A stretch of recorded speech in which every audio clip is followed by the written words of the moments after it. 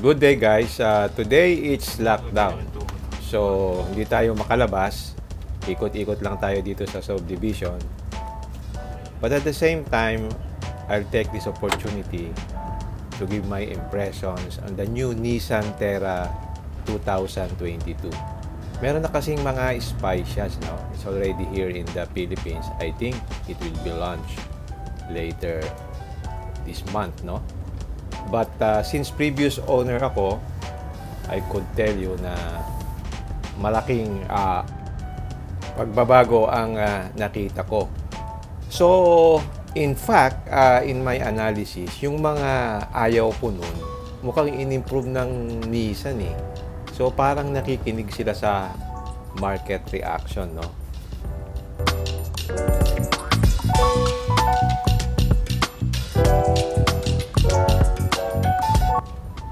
Oo nga pala, so ito yung first thoughts ko dito sa Terra 2022 based on the leaked photos na lumabas.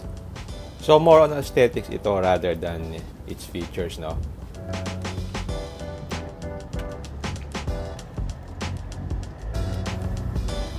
Yung PH specs na lalabas dito sa Pilipinas, iba dun sa Dubai kasi may lumabas na yung specs na niya sa Dubai. Ang tawag nila doon is Xterra. Pero yung sa Pilipinas, Terra ang tawag.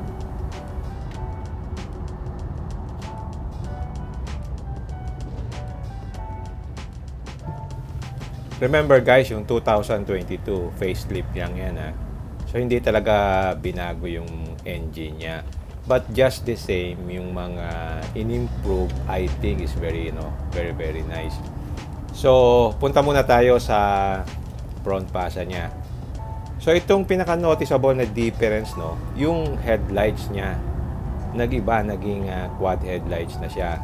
Tulad nung sa bagong Navara. Tapos, yung pinaka-casing niya, naging smoke, which I really prefer more.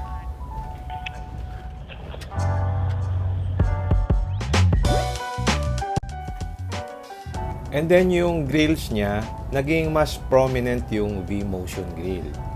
So mas malaki siya actually. So ito yung picture niya na para siyang nagmukhang baby patrol.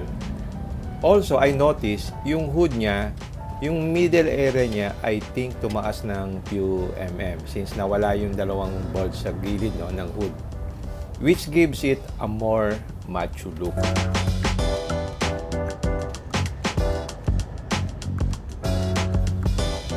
Pagdating naman sa front bumper niya, mapapansin mo, nag-iba na rin, nagkaroon siya ng parang, yung white na yung parang skid plate.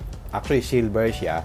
And also, yung fog lamps niya, mukhang LED na based on how it looks. But I'm not so sure, but we'll see later pag lumabas na siya.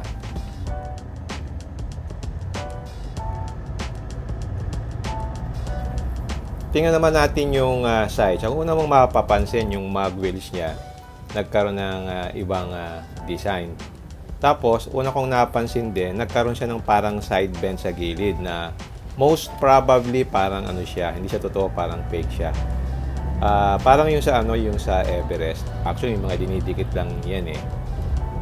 So, I feel na mas maganda siguro actually na wala na lang yun kung magiging fake lang siya, no? Ang isa pang napansin ko, itong step board, nag-iba ng konti yung design, no? Parang nag-switch yung color ng black and silver. Dati kasi, yung silver, parang nandun sa labas, no? Parang may frame yung step board. Ngayon, dati yung black yung loob, tapos nasa labas yung silver. Ngayon, baliktad, no? Nasa labas ngayon yung black, tapos naging silver naman yung pinaka-apakan niya.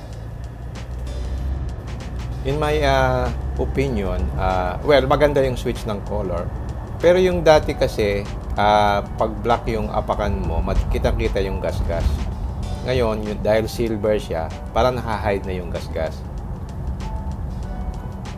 So, parang malinis siyang tingnan kasi pagka silver, hindi masyadong kita yung dumi. Hindi katulad dati, pitch black, parang you can already see palagi yung dumi.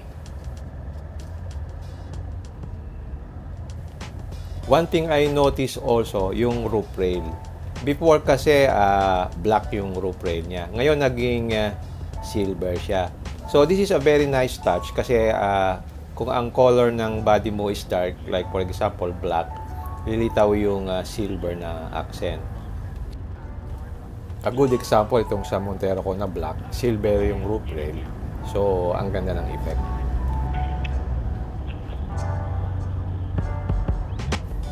Another thing that I noticed, yung antenna niya on top is yung ordinary dati na nakalitaw, no? Mga 10 inches yung haba. Ngayon, naka-shark fin na siya. Dati kasi, tinanggal ko rin yung aking antenna, pinalitan ko ng shark fin, pero ngayon meron na siya. So, okay yan. Nag-blend siya dun sa, sa body shape.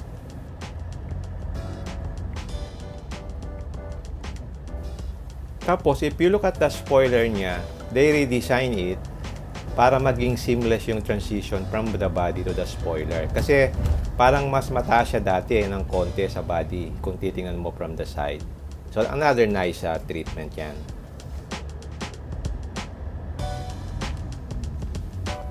Tingnan na natin naman yung sa likod, no?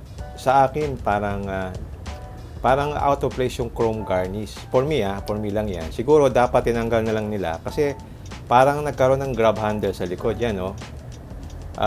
Sana kung tinanggal lang nila, mas magmumukhang clean looking. Parang yung rear ng mga OD. Pero sa akin lang naman yun. Siyempre, subjective yan sa mga tao. Iba-iba kayo itong ng idea, no?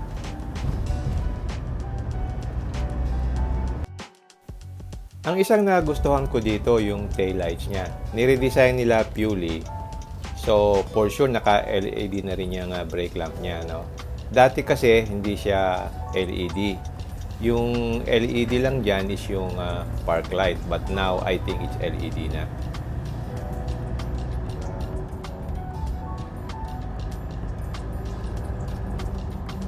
Now, let's take a look at the rear bumper naman, no? Sa rear bumper, nagkaroon siya ng parang silver accent sa baba para mag-match dun sa skid plate sa harap. Tapos, yung rear reflectors niya, bumaba. Kasi dati medyo mataas yung position niya eh. So, yan ang noticeable na nakita ko kagad.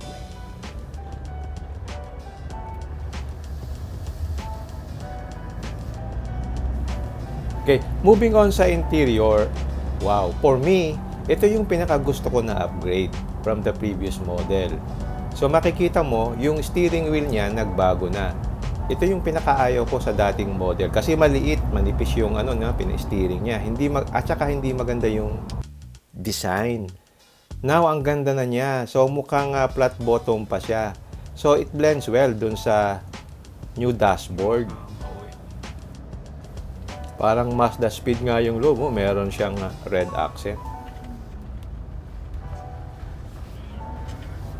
Okay, let's look at the dashboard. Yung dating model kasi, yung dashboard niya talagang plastic, malaki, similar dun sa Navara. What they did is they remove it entirely and they replace it with a new design. So nag-add sila nung parang leather texture. But judging from the color, but how it looks, parang leather siya eh. I'm not sure, oh. Then, naging two-tone na yung interior niya, which is most probably sa top of the line lang siguro yon.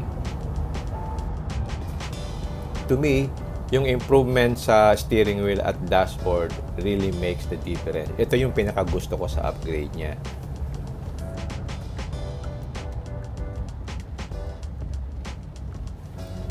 Yung head unit niya, napansin ko parang lumaki. I'm not so sure, no? Kasi dati is 8 inches eh. Parang lumaki siya. I think siguro maging 9 inches na siya.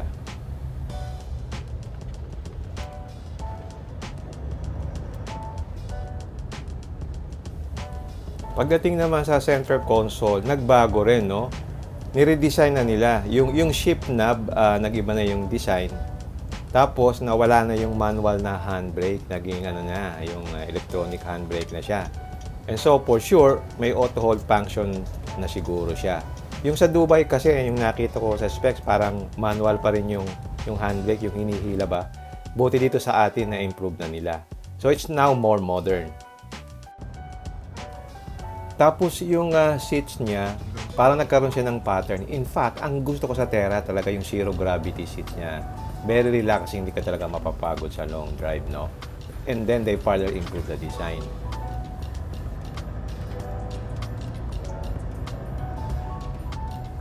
Ang isa pa sa great improvement is yung drum brake sa likod, ginawa na nilang disc brake, no? Kasi dati parang ano, no, yung brakes niya parang mahina kasi nung naka-drum brake siya. Tapos palagi siyang umiingay. Talagang maganda yung ano, pagkaka-improve niya. Ang isa pa naging issue ng Terra ko noon yung ano, yung steering rack, no? Kasi yung bushing niya mahina, palaging gumagalaw at saka may kumakabig sa kanan. Siguro ito na-improve na nila. So overall, ang daming in-improve ni Nissan dito sa bagong Terra. Yung kulang dati na features na gusto ko, ngayon nilagay na nila. So mukhang exciting itong next na model na ito. Gusto ko na siyang makita Gusto ko na siyang makita and makita siya in person. So sa mga bibili ng bagong SUV, I'm recommending yung Nissan Terra. Such great improvement.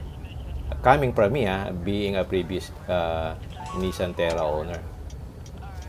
Before I forget, yung safety features ng Terra maganda. Nandyan yung 360 camera. Meron siyang blind spot monitoring.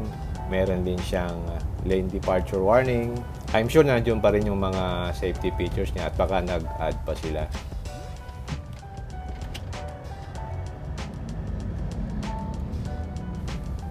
Okay, I hope I've given you some insights on the new Nissan Terra. Excited na ako makita siya. In fact, parang gusto ko uling bumili ng Nissan Terra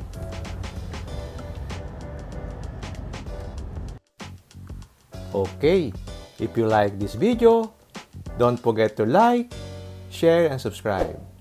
Until next time, see you again in my next vlog. Bye!